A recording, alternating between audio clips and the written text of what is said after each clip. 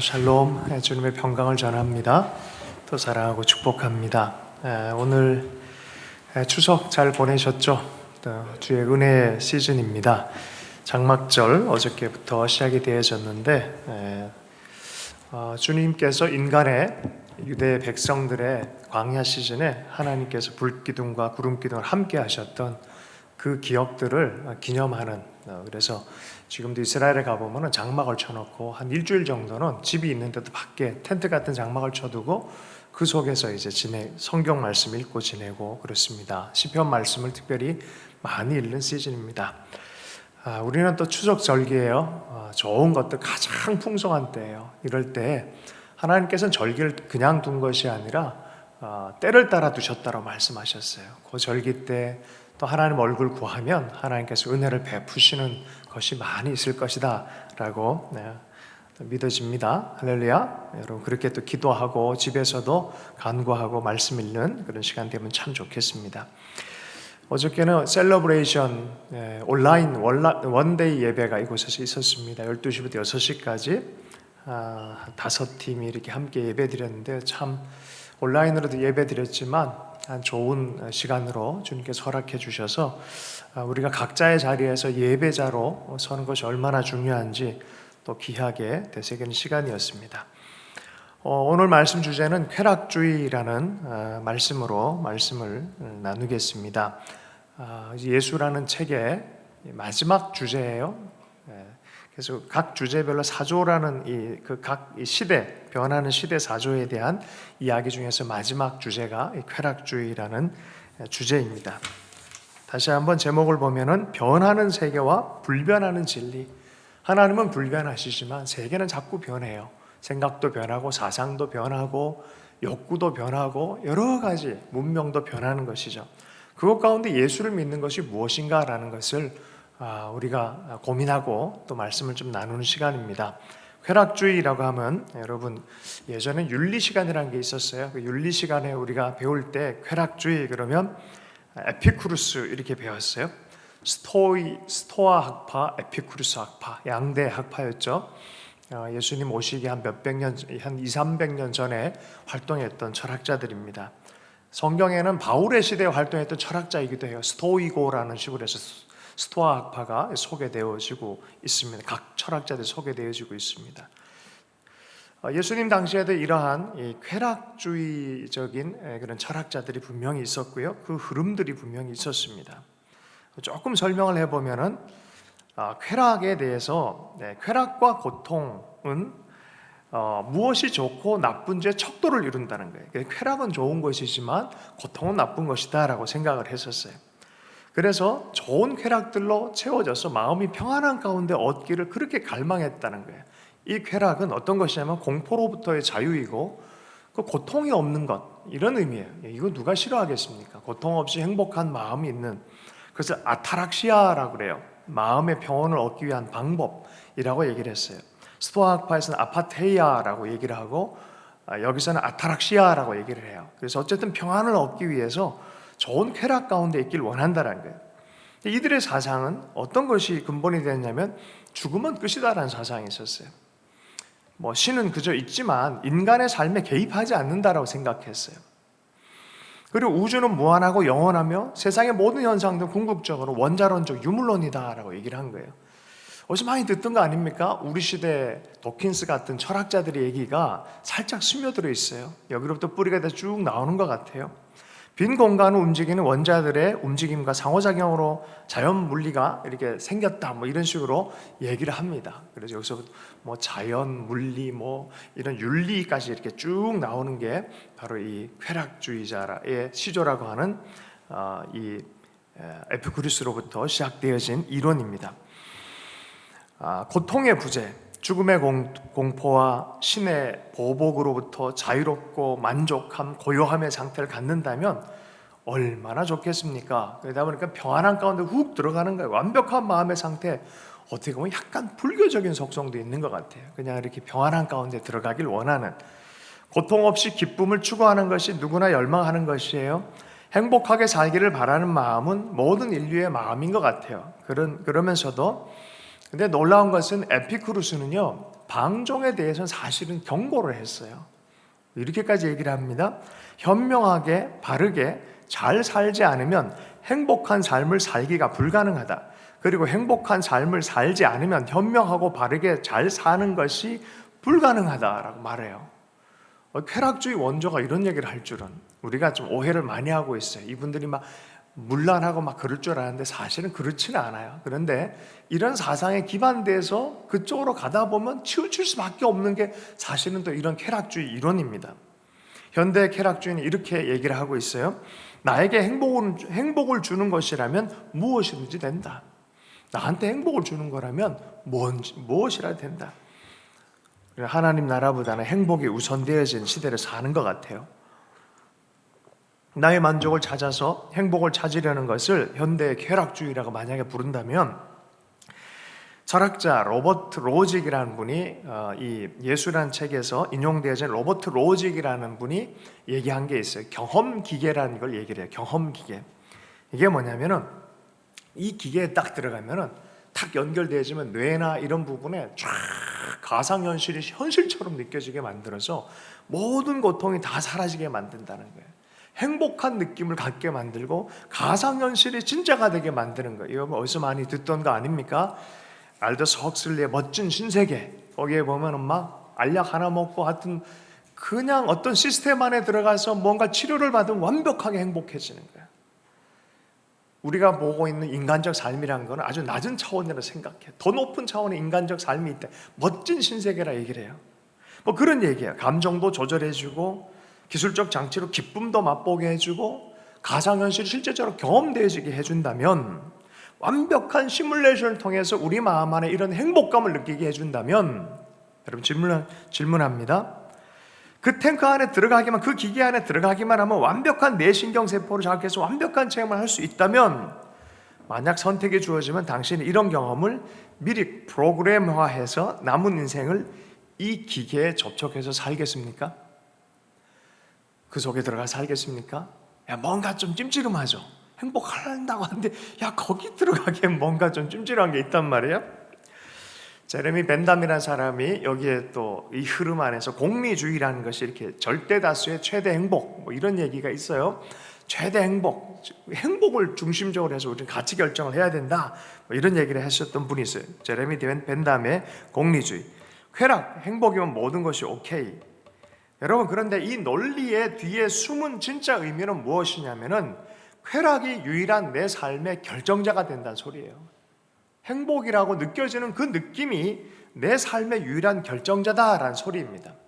C.S. 루이스가 이런 얘기를 했어요. 여기 일가를 딱 했어요. 행복이 그가 추구하는 모든 것이었다면 좋은 포트 와인 한 병이면 됐을 것이다. 그냥 그가 한 병이면 술 한 잔이면 된다라고 얘기를 하는 거죠. 어떤 경우에 이 시대가 자신들의 삶에 하나님이 필요하지 않는 것은 사실은 이런 행복감을 느끼기, 이대로 행복하기 때문에 하나님이 필요 없다라고 느낀다는 거예요. 하나님을 믿는 신앙은 행복 그 이상을 제시합니다. 자꾸만 극단적으로 치우친 이 시대의 쾌락주의만을 추구하는 것은 결과는 인간성 상실로 간다는 거예요. 쾌락만 있고 고통이 배제된 인간, 알더스 헉슬리의 멋진 신세계, 거기서 말하는 건 뭡니까?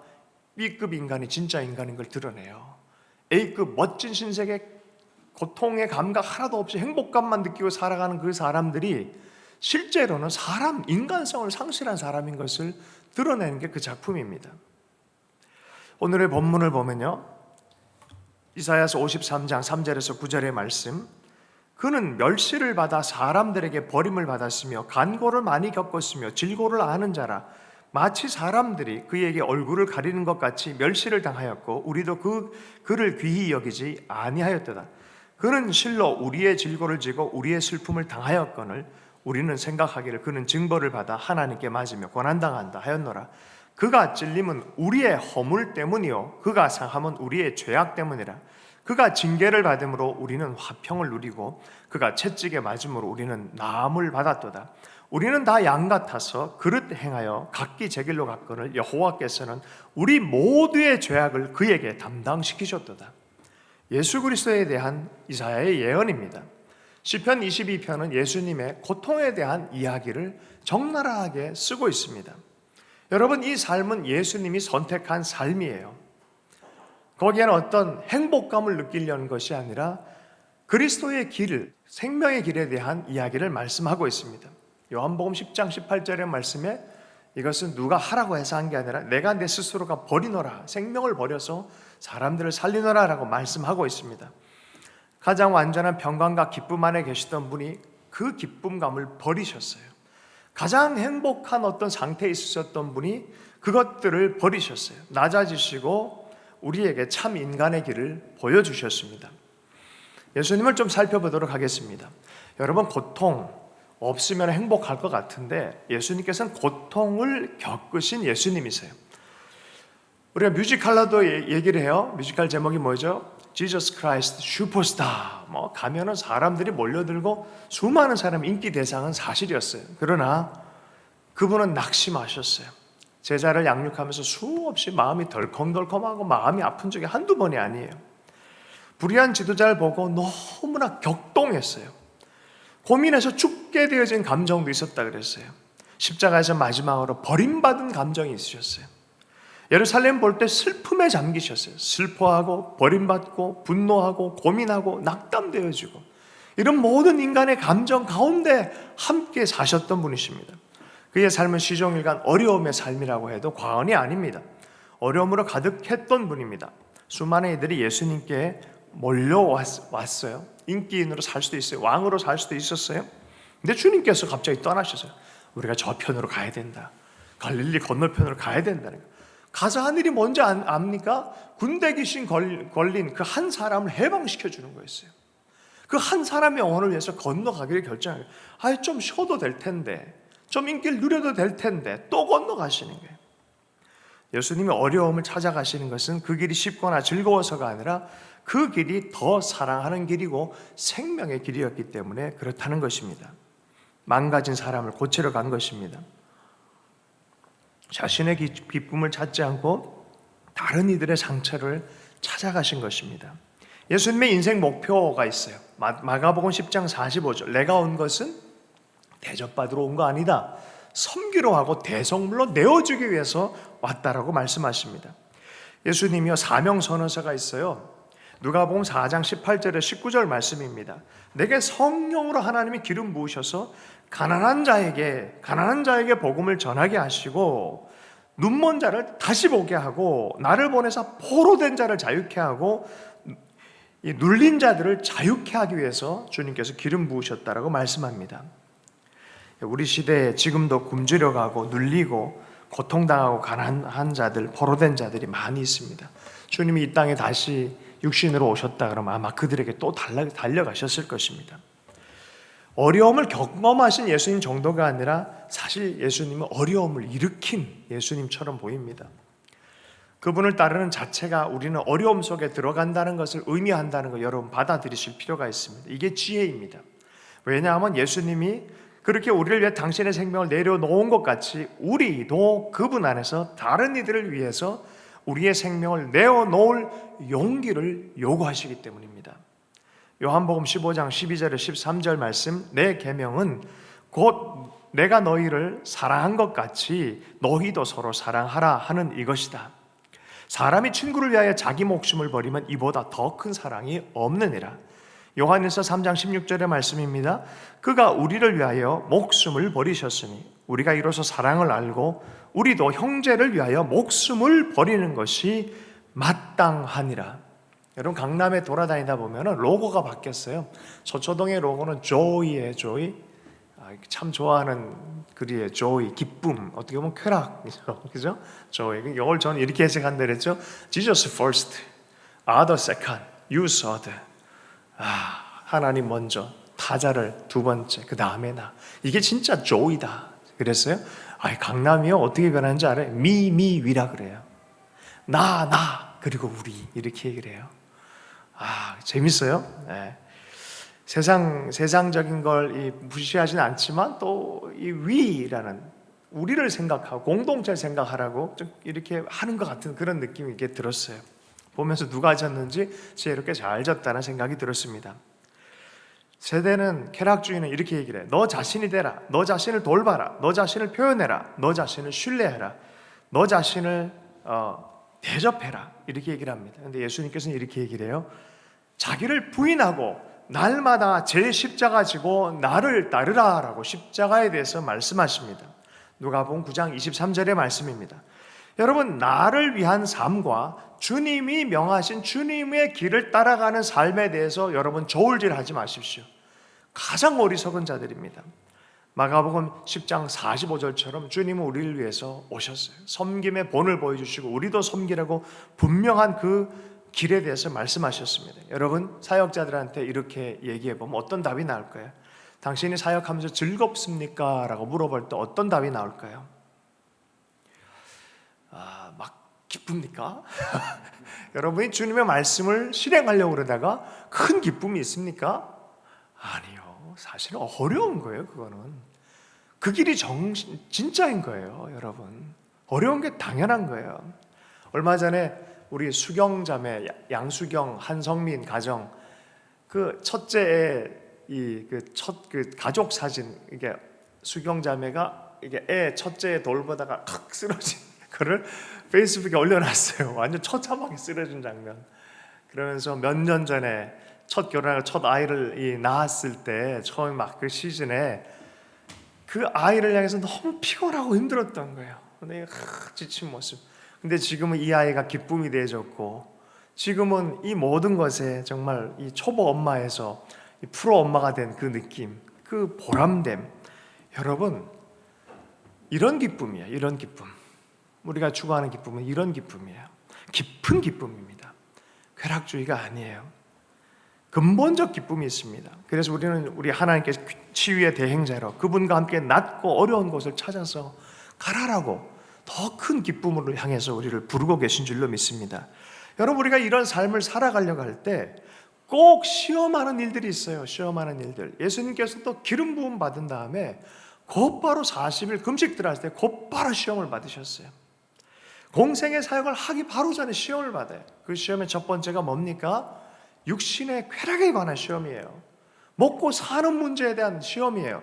돈에 대한 시험이에요. 육신의 정욕에 관한 시험이에요.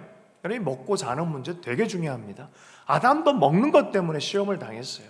요한일서의 말씀에도 육신의 정욕이라고 분명히 얘기해요. 이것이 우리를 흔들어 놓고 깊은 차원의 기쁨으로 못 나가도록 쾌락주의라는 것에, 현란한 것에 묶이도록 하는 것이 있다는 거예요. 걸림돌입니다. 돈 문제, 특별히 대표적으로 성 문제, 돈 문제, 이런 문제입니다. 다소 거친 예화이지만 무신론자 철학자 피터 싱어의 예화를 들은 것을 좀 인용하겠습니다. 만약에 우리가 경험 기계라는 것에 아까 제가 얘기했던 접속되어진 것 같은 그런 예화를 이렇게 잘 드러내주는 그런 예화인데 좀 거친 예화입니다. 철로에 한 아이가 넘어졌어요. 그런데 너무 강하게 넘어져가지고 아이가 일어날 수가 없는 상황이에요. 기차는 이제 곧 저기서 오고 있어요. 가족들은 철조망 건너편에 있기 때문에 아이를 살려달라고 외칠 뿐이에요. 좀 도와주세요. 근데 그때 한 남자가 바로 옆에 있었어요. 근데 마침 아이폰도 거기에 떨어져 있었어요. 아이폰을 줄 거냐, 살아있는 아이를 살릴 거냐, 분명히 살려줄 수 있는데 이 남자는 고민을 하다가 아이폰을 주워버렸어요. 그리고 아이는 아예 처참하게 죽게 되어진 거죠. 이 상황에 대해서 나중에 이 가상의 이야기예요. 나중에 남자와 인터뷰를 하게 됩니다. 남자가 대답합니다. 저도 아이를 구할 수 있었어요. 그런데 제 아이폰은 너무나 좋아요. 기차에 깔리면 또 하나 사야 되는데 내가 정말 원하는 이 새로운 TV를 사지 못한다는 뜻이잖아요. 그 아이를 건질 내 개인적 가치는 없어요. 그건 제 문제가 아니에요 라고 한다는 거예요. 여러분, 이 이야기를 만약에 TV에 인터뷰에서 들었다면 여러분 마음은 어떻겠습니까? 정말 화나는 일이죠. 저게 인간인가? 라고 말할 수 있죠. 근데 이 이야기가 사실은 우리를 향한 이야기라는 거예요. 여러분, 지금도 지구 반대편에는 몇백 원 약값이 없어 죽어가는 아이들이 있습니다. 수백만이 죽어가고 있어요. 근데 우리는 사치품을 가지고 향락 가운데, 개인적 쾌락 가운데 들어갑니다. 한 아이를 살리는 데만 해도 핸드폰 하나면 수명을 살릴 수도 있는데 우린 그걸 갖고 쓰고 있습니다. 물론 다른 점이 있죠. 우린 좀 멀리 떨어져 있고 눈에 안 보여요. 예전에 사랑의 교회에서 사역했던 백승준 목사라고 우리 교회 와서 한번 말씀을 전한 적이 있어요. 친구 목사인데 이 목사가 자기 대학부를 섬기면서 경험한 걸 얘기를 해주더라고요. 자기는 강남에 있는 아이들만 데리고 선교 사역을 했기 때문에 아이들이 그 정도로 개구리가 아니라 우물 안에 개구리인 줄 몰랐다는 거예요. 한 아이를 데리고 강북 지역에 특별히 조금 아주 힘든 지역을 가서 아이들 봉사를 하면서 했는데 이 강남에 사는 이 아이가 충격을 먹었다는 거예요. 자기가 자라나고 본 세계는 전혀 다른 세계였고 그런 세대가 같은 공간 안에서 존재한다는 걸 그때 처음 알았다는 거예요. 너무나 아이가 충격을 먹어서 드디어 눈을 떠버렸어요. 하나님의 마음을 가지고 자기의 삶을 그러한 낮은 자리를 위해 살아가기 위해서 그렇게 살기로 그때 결단을 하고 실제로 그 아이는 그렇게 살아가고 있다 그래요. 여러분, 하나님의 눈에 마음에 눈을 떠야 됩니다. 시대 정서로부터 우리는 벗어나야 참된 그리스도인의 길이 무엇인지 깨닫기 시작합니다. 예수께서 가난하게 되신 것은 우리가 부요하게 되도록 하심이다라고 말씀하고 있습니다. 고린도후서 8장 9절의 말씀입니다. 우리 주 예수 그리스도의 은혜를 너희가 알거니와 부요하신 이로써 너희를 위하여 가난하게 되심은 그의 가난함으로 말미암아 너희를 부요하게 하려 하심이라. 주님이 부요하신 분인데 가난하게 되신 것은 우리의 부요를 위해서 그렇게 되셨다는 거예요. 여러분, 알덕스 헉슬리가 얘기한다든지 그 철학자가 얘기했던 그 경험 기계, 여러분은 장착하고 있지는 않습니까? 여러분들의 카드 명세서를 한번 보십시오. 거기에 넷플릭스, 또 뭐가 있을까요? 넷플릭스 핸드폰 가격, 핸드폰 뭐 나가는 것들, 아이튠즈. 우리가 어쩌면 경험 기계에 꽂아놓고 사는 사람인지도 모르겠어요. 그리고 현실을 외면하고 사는, 내 행복만 추구하고 있는 사람인 줄도 모르겠습니다. 마태복음 6장 21절의 말씀입니다. 내 보물이 있는 곳에 내 마음도 있다라고 말합니다. 여러분, 내 마음은 실제 세상을 향해서 나아가 살아야 될 사람인데도 불구하고 나의 개인화된 경험 기계 속에 삶을 어떻게 보면 눈을 살짝 속이면서 그냥 그 기쁨 안에 머물러 있다면, 여러분, 몰핀 맞는 거랑 뭐가 달라요? 마약하는 거랑 뭐가 달라요? 그냥 그렇게 살아버리고 끝내버리면 되죠. 여러분, 우리의 쾌락 기계를 위해서 우리는 삶과 시간을, 돈을 지불하고 살아가고 있지는 않습니까? 성에 대한 것도 마찬가지예요.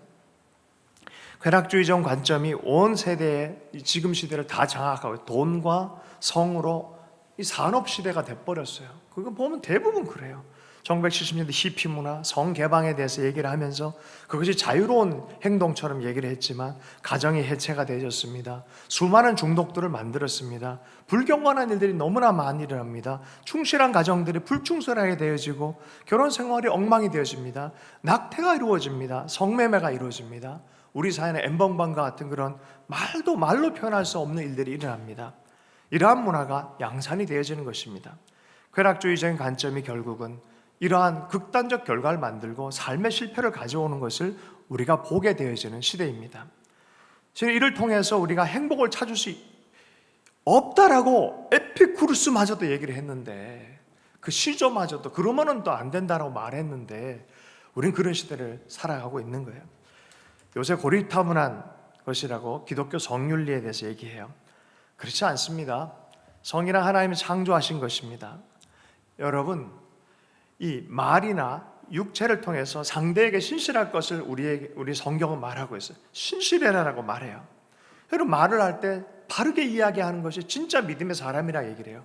한 입을 갖고 두 말을 할 수 없다라는 거. 어떻게 찬송과 저주가 같이 나오고 어떻게 고운 생명의 말과 죽음의 말이 같이 나오느냐라고 말을 하는 거예요. 딱 한번 해보셔야 돼요. 옆 사람이 당신 참 귀하고 아름답습니다 말해본다든지, 당신 진짜 어글리하게 생겼습니다 라고 말해본다든지. 부부끼리 특별히 남편이 조심해야 되는 게 있죠. 말을 할 때 참 오늘 참 귀하게 보인다, 당신은 참 통통해도 참 귀하다, 귀엽다 뭐 이렇게 말하는 것보다는 딱 옆에 당신 왜 이렇게 관리 안 해? 자전거 망가지겠네? 만약 그랬다 죽음이 이제 임하는 거죠. 그 관계 안에. 예. 말이 치명적인 경우를 말이 치명적인 걸 너무나 많이 만듭니다. 말이 그래요. 근데 말이요, 여러분 거짓말을 당해본 적 있으세요? 내 앞에서는 분명히 이렇다라고 하는데 이중적으로 말해요. 분명히 나랑은 정말 이런 얘기를 하는데 딱 돌아서 다른 얘기를 해요. 얼마나 큰 배신감, 뒤통수 치는 그런 경험을, 뒤통수 맞는 경험을 합니까? 여러분, 성경은 성도 마찬가지예요. 이건 육체의 언어라고 얘기를 합니다. 그 한 말에 대해서 돌이키는 배신이 있다, 얼마나 강력한 아픔이 나타나는지 모르는 것입니다.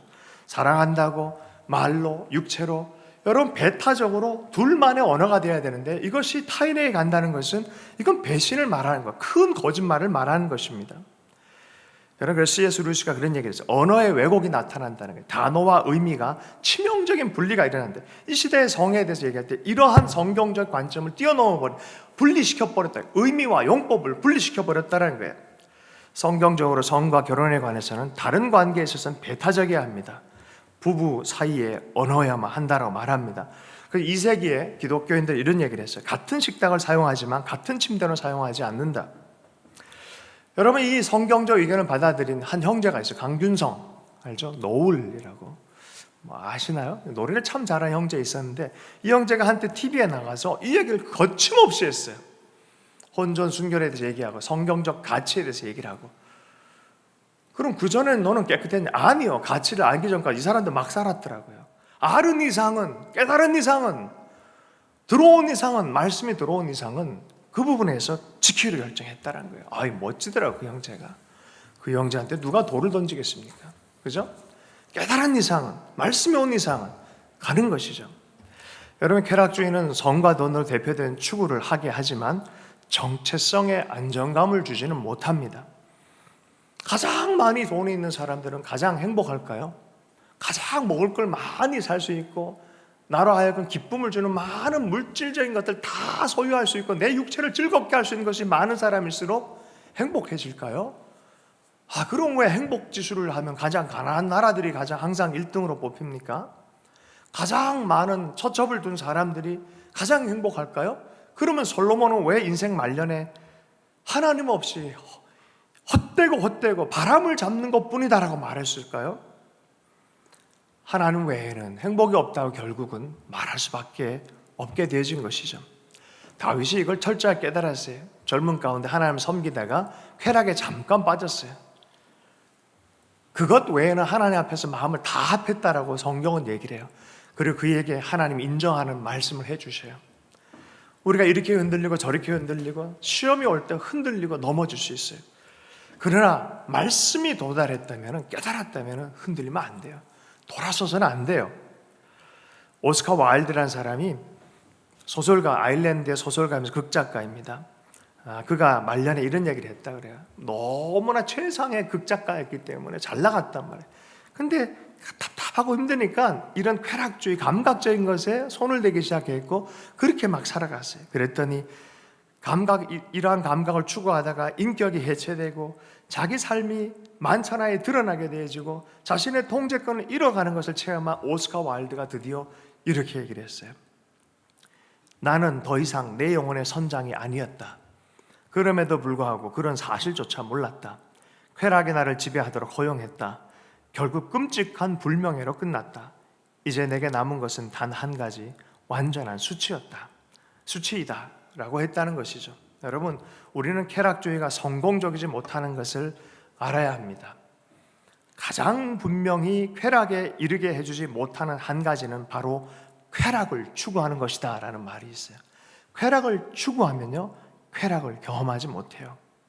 쾌락을 자신의 신으로 추구하는 사람들은 실패를 경험하게 되어 있다는 것입니다. 여러분, 이것이 성경의 미리 얘기, 이게 말세의 현상이다라고 말하고 있어요.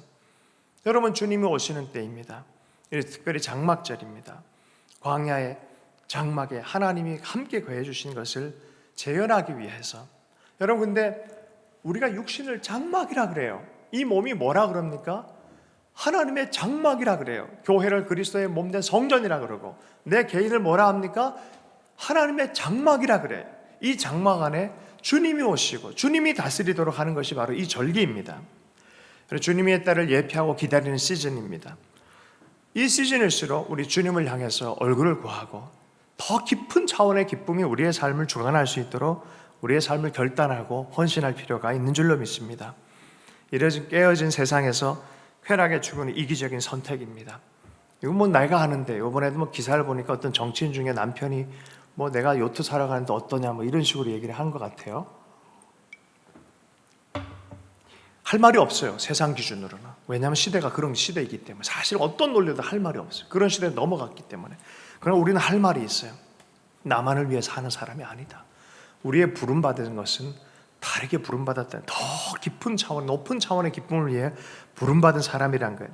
우리는 하나님의 자녀들로서 어떻게 이런 조류를 살아가야겠습니까? 제가 빠른 속도로 우리 책에 나온 결론들과 좀 섞어서 함께 좀 얘기를 좀 나누겠습니다. 먼저는 눈물로 살아야 돼요. 정말 이 시대에 그냥 쾌락 추구할 게 아니라 진정한 사랑으로 눈물을 흘릴 줄 알아야 돼요. 나사렛의 무덤 앞에, 죽은 자들 앞에, 죽어가는 사람들 향해서 눈물을 흘릴 줄 알아야 돼요. 두 번째는 악이라고 정확하게 부를 필요가 있습니다. 선과 악이 없는 진화론적 존재 안에서는 근본, 목적 없이, 그러니 무관심, 무자비, 그래도 괜찮은 세상처럼 만들어버리는 것입니다.